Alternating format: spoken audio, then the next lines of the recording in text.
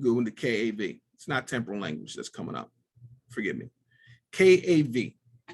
Now, what I want to talk about is what I call KAV when telling stories using the Milton model. KAV stands for kinesthetic, auditory, visual. It's modalities. Now, this connects very closely to perception as interpretation. Another quick review. I cannot review this enough. I know you've heard it, but I'm just drilling it for the dog, more repetitions. So perception is the state of being aware of something through my five senses.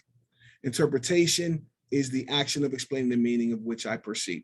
Now, recognizing that we humans can only make sense of our outside world through the five senses, and we make sense of our outside world through our interpretations of, or the stories we tell about that sensory data that we take in through those five senses. It makes sense when telling stories to add submodalities into your storytelling. That gives you the ability to motivate others through stories on a whole other level. So think about it like this. We talk about modalities in NLP. They're, submodalities or subsets of these modalities: visual, auditory, kinesthetic, olfactory, and auditory digital, which is the self-talk. Those are just part of each representational system that encode and give meaning to our experiences. They're the building blocks of the representational systems in which we code, order, and give meaning to the experiences we have. Now, submodalities, that's the dog's language. Case in point, think about an NLP prac level technique, anchoring. You know the script, right? See what you saw, hear what you heard, feel all the feelings.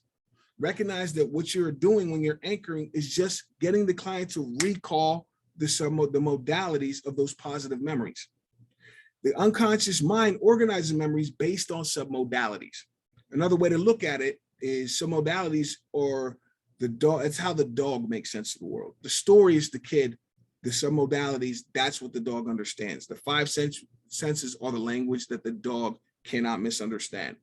So when you tell stories, you want to also add in submodality, describe the kinesthetic, auditory, and visual, KAV, characteristics of what you are describing by using submodalities. The internal representation in the mind of the listener becomes much more vivid. Now, I'm sure you'd agree that for the listener, feeling, hearing, and seeing what you're describing in their mind as they listen makes for a much more compelling story. The way that you add in submodalities is to describe in KAV format, okay? Kinesthetic, auditory, visual. So adding in these details, putting in your model skills along with some KAV, man, that's going to put your influence abilities on steroids. The picture in the mind of the listener is so vivid and clear. And since what you are describing to the listeners, it's to their benefit, because remember, this game is win-win for everyone involved. It's easy to see how the listener will find what you are suggesting much more attractive, because the thought is in their mind. They believe it's their thought, and they won't have any resistance to following their own idea. I'm sure you can appreciate that, right? So here's an example of a pattern I wrote back when I was doing my sentences. So this is just a Milton model pattern that I created for networking. Wow. I don't know about you, but the feeling, that sense of deja vu, you ever felt that way? Think back, remembering when you met someone new for the very first time. And in this moment right now, all of a sudden you automatically feel relaxed, at ease. I'm so comfortable right now. It's almost like reconnecting with a longtime friend. The voice in your head says, wow, it's really funny. I like this. It just feels right. It feels like something big is developing right now. I really like this guy. You picture them now, you can already envision in the future how fulfilling and valuable this relationship can be. Am I right? Now notice the KAV structure in here.